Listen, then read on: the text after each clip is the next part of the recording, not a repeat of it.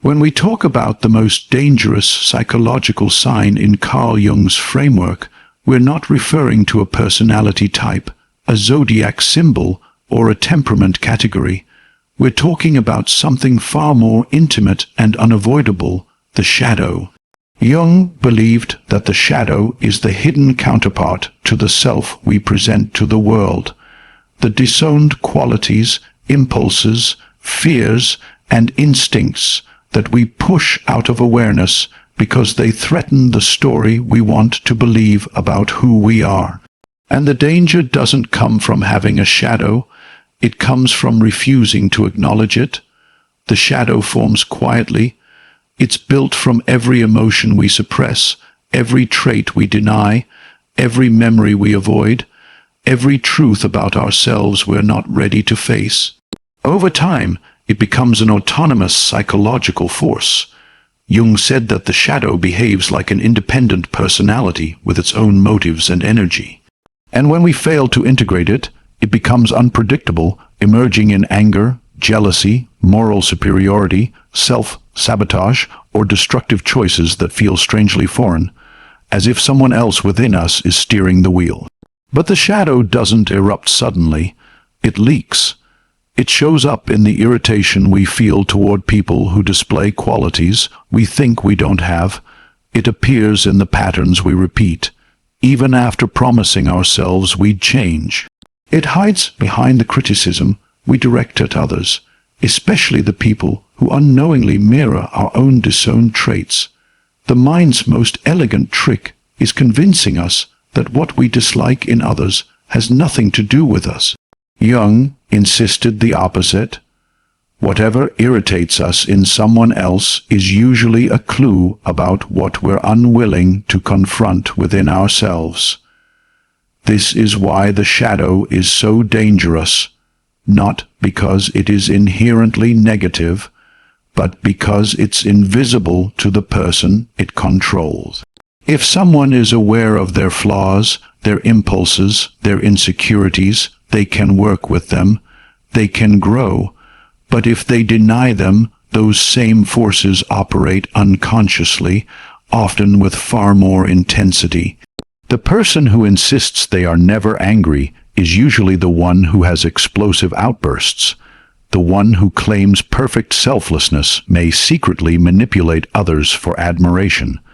The one who prides themselves on being always honest may deceive without realizing it.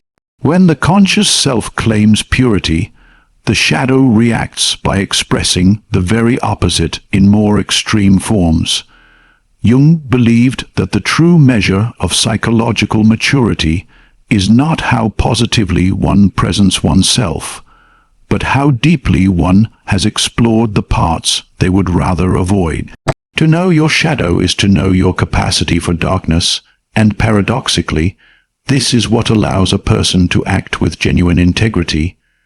People who understand their own destructive potential become less dangerous, not more, because they are no longer ruled by forces they refuse to see. The shadow also contains more than just darkness. It carries creativity, intuition, vitality, and strength, qualities many people suppress because they fear the responsibility or disruption that might come with expressing them. So ignoring the shadow doesn't just make someone dangerous to others, it makes them dangerous to themselves. They live half a life, disconnected from their own potential, repeating cycles they don't understand, afraid of a part of themselves that was never meant to be an enemy. To confront the shadow is not comfortable.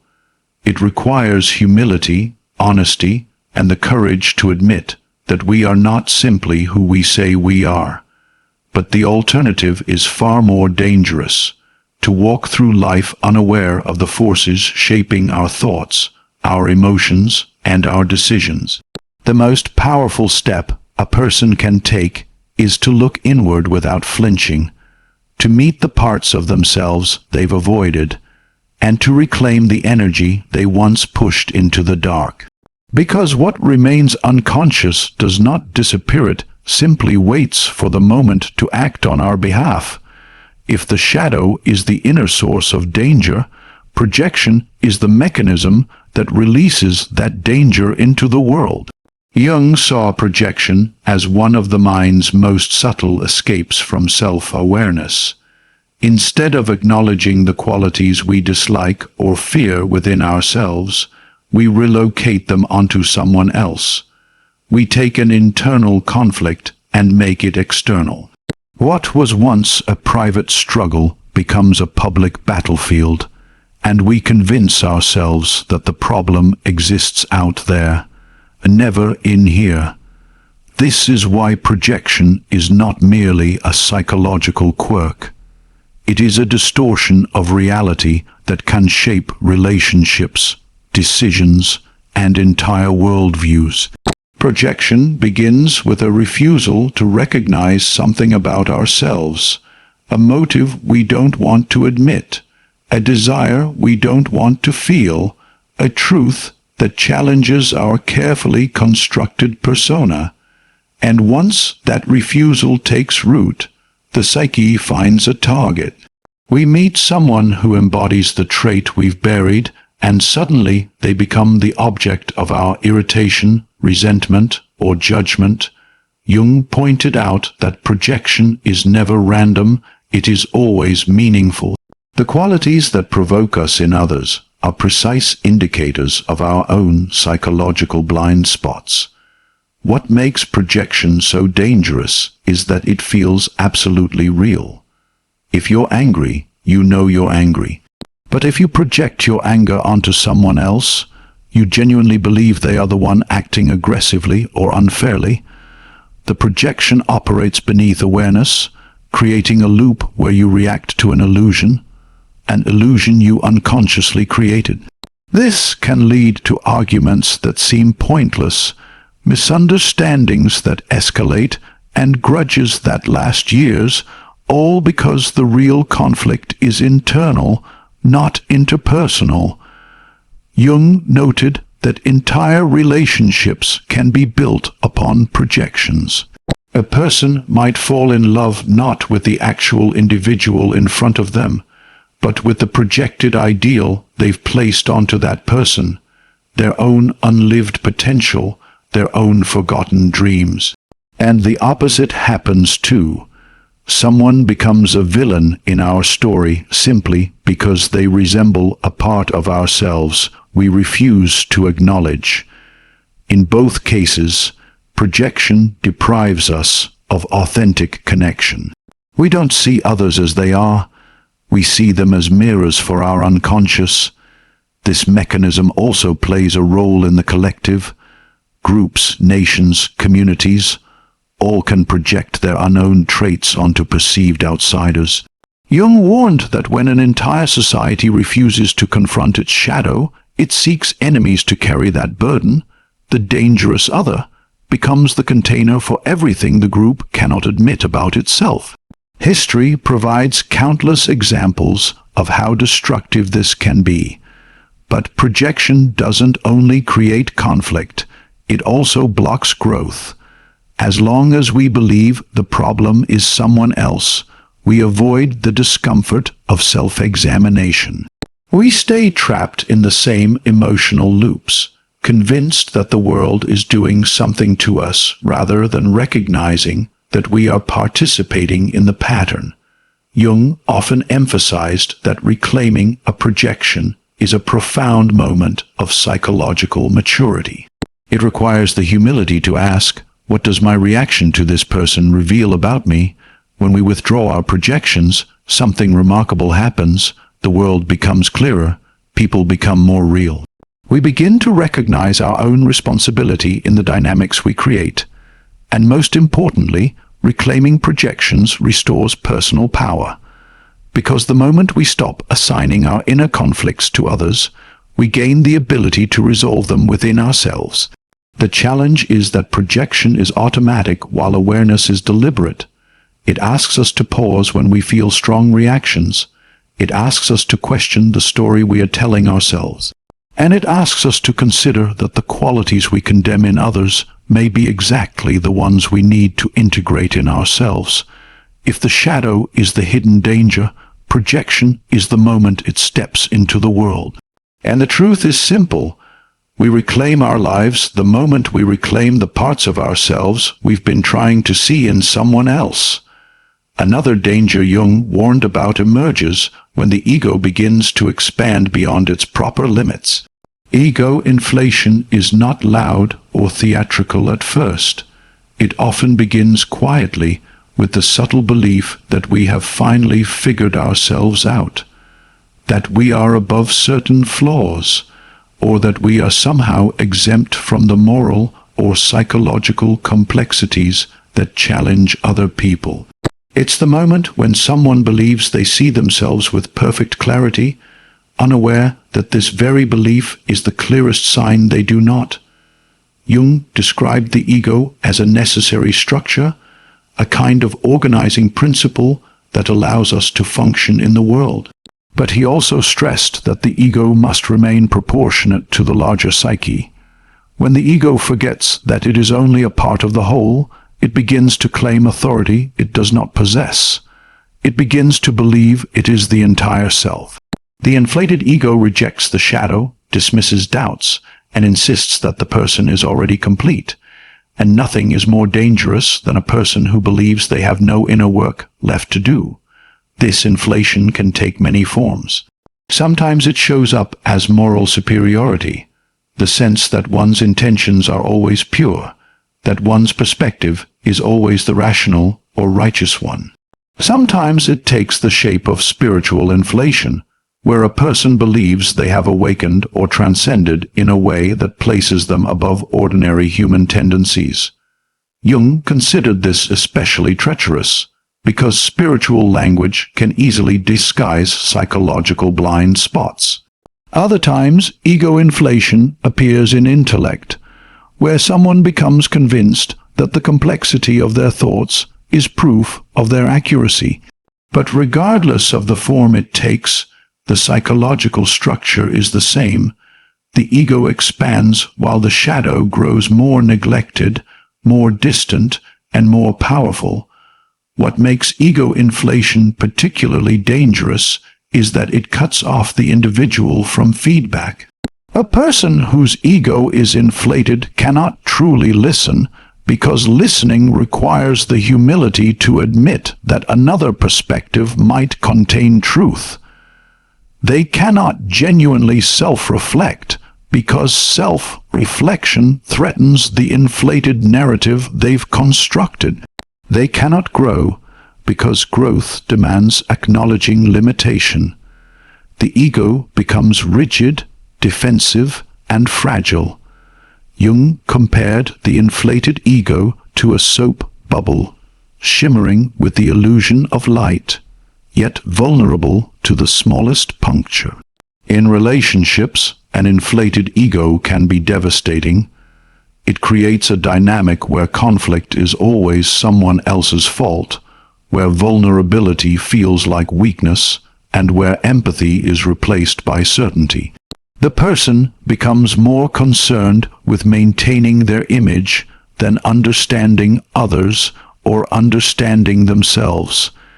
They misinterpret disagreement as disrespect and criticism as an attack on their identity. Over time, this rigid posture isolates them. Inflated egos rarely recognize the damage they cause until something collapses, relationships end, opportunities fall apart, or life presents a challenge that the ego cannot deny or control. But perhaps the deepest danger lies in the illusion that ego inflation creates, the illusion of self-sufficiency. When the ego is inflated, a person believes they have no need for introspection, no need for guidance, no need for humility. They forget that wisdom comes not from certainty, but from the recognition of one's own limits. Jung emphasized again and again that true psychological development requires a flexible ego, one that can adapt, listen, question, and integrate. An inflated ego cannot do any of those things. It is too busy defending its throne. The antidote to ego inflation is not self, contempt or shrinking oneself. It is honest proportion. It is remembering that the ego is a tool, not a master, a part, not the whole. And it is recognizing that the more convinced we are of our infallibility, the more urgently we need to look inward. If the shadow is the hidden danger and projection is the escape from responsibility, then ego inflation is the trap that convinces us we have nothing left to learn. And the moment we believe that, we stop becoming who we are meant to be. The danger becomes even more subtle when we turn to Jung's idea of the persona, the social mask each of us wears to function in the world. The persona is not inherently false. In fact, it's necessary. It allows us to navigate social expectations, communicate with others, and present a coherent identity. But Jung warned that the persona becomes dangerous when we begin to confuse the mask with the person underneath.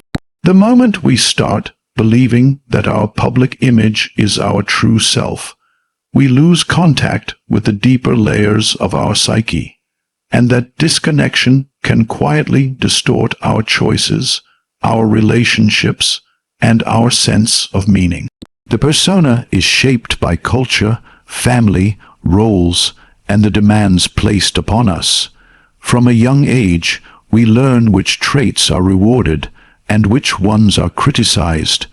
We learn how to appear competent, agreeable, intelligent, humble, confident, whatever version of ourselves seems to generate approval. Over time, we refine this mask until it becomes smooth, polished, reliable. People praise it, they depend on it, and slowly we begin to depend on it too. It becomes the safe version of ourselves, the version that spares us from vulnerability or judgment. But the persona has limits. It is narrow, selective, and only capable of expressing a small slice of who we actually are. The rest gets pushed inward, to the shadow. The danger arises when we cling so tightly to the persona that we stop questioning it. We stop asking whether the life we're living truly reflects our inner world, or whether we've merely become experts at performing the role expected of us. This is where the persona becomes a trap. It offers stability at the cost of authenticity. It offers acceptance at the cost of growth. And perhaps most dangerously, it offers the illusion of self-knowledge. A person who identifies with their persona may seem confident and composed, but internally they feel a peculiar hollowness, a sense that something essential is missing. They might call it boredom, restlessness, or dissatisfaction, but often it's simply the psyche trying to break free from a mask that has grown too tight. The persona also creates distortions in relationships. When we interact from the mask rather than from the self, connections become superficial. People may admire the persona, but they can't truly know the person behind it. And when we rely on the persona for validation, we begin to fear situations where the mask might slip. Authenticity feels risky, honesty feels dangerous, intimacy feels exposing, so instead of growing closer to others, we become more guarded, more performative, more concerned with managing impressions than with revealing ourselves. Jung believed that the collapse of the persona is often the starting point of real psychological growth. This collapse can be experienced as a crisis, a moment of failure, loss, transition, or emotional overwhelm that shatters the image we've been trying to maintain. While painful, this kind of disruption opens the door to the deeper self, because it forces us to confront the parts of our identity we've been neglecting. Without such moments, many people would continue living entirely through the persona, never questioning whether the mask was meant to be temporary rather than permanent. To loosen the grip of the persona, one must develop the courage to be seen more fully, not dramatically and not all at once, but steadily. It means allowing ourselves to be imperfect, to express needs, to show vulnerability, to admit uncertainty. It means resisting the temptation to hide behind competence or charm or stoicism. The more we practice this, the more space we create for the self to unfold, and the less dependent we become on the approval that the persona once demanded. The persona was never meant to define us, only to serve us. And it becomes dangerous the moment we forget the difference. A mask can protect, but it can also suffocate. The task is to know when you're wearing one, and to make sure you can take it off. There's another layer of danger Jung wanted us to recognize, one that doesn't simply arise from the shadow or the persona, but from the immense psychic forces operating beneath them. These forces are the archetypes, the universal patterns that shape human behavior at a level deeper than personal experience. Jung described them as primordial blueprints of thought and emotion shared across humanity. They are not inherently positive or negative. In fact, they are neutral energies. But when these energies remain unintegrated, when they surge into consciousness without being understood or balanced, they can overwhelm the ego, distort behavior, and create inner conflicts that feel larger than life. Think of an archetype as an instinct in symbolic form. The warrior, the caregiver, the trickster, the sage, the lover, the creator. These are not characters from mythology, but psychological structures within each of us. When integrated, these archetypes give us strength, compassion, insight, creativity, and resilience. When unintegrated, they become exaggerated, chaotic, or even destructive. The warrior becomes a tyrant. The caregiver becomes a martyr. The lover becomes consumed by obsession. The trickster becomes manipulative. And the person expressing these extremes doesn't realize that an archetypal energy, not their conscious, ordinary selfies behind the behavior. Jung believed that when the ego is weak or unaware, archetypal forces can seize control. He used the phrase possessed by an archetype, not metaphorically, but psychologically. A person might suddenly act with aggression far beyond the situation, or become overly submissive, or develop an inflated sense of mission, or collapse into helplessness. In these moments, the response is disproportionate because it is not the ego reacting, but an archetypal pattern erupting through it. The person feels swept up in something that doesn't quite feel like them, yet they cannot separate from it. This is why unintegrated archetypes are dangerous. They bypass rationality, override self-awareness, and distort perception. They can make someone believe they are the hero in every conflict, or the victim in every challenge, or the wise guide whose insights are above question. Archetypes amplify everything they touch. They magnify emotions, intensify desires, and inflate meaning until the person becomes entangled in a narrative that feels inevitable. When archetypes operate unconsciously, they also shape how we interpret others. We might project the inner tyrant onto someone who simply asserts boundaries, or project the inner victim onto ourselves whenever we face discomfort. We might turn a partner into a savior, or a colleague into a rival, or a friend into a threat, not because of who they are, but because an unexamined archetype has assigned them a role in an inner drama we haven't yet recognized. But the goal is not to suppress these archetypes. Jung warned that repression only strengthens them. The goal is to integrate them, to recognize their presence and learn to work with their energy consciously. When we integrate the warrior, we gain courage without cruelty. When we integrate the lover, we gain passion without possessiveness. When we integrate the caregiver, we gain compassion without self-erasure. Every archetype has a mature expression and an immature one. Integration is what allows us to move from one to the other. To achieve this, we need to cultivate psychological awareness. We need to observe our reactions, ask what inner forces might be influencing them, and reflect on the stories we tell ourselves about who we are.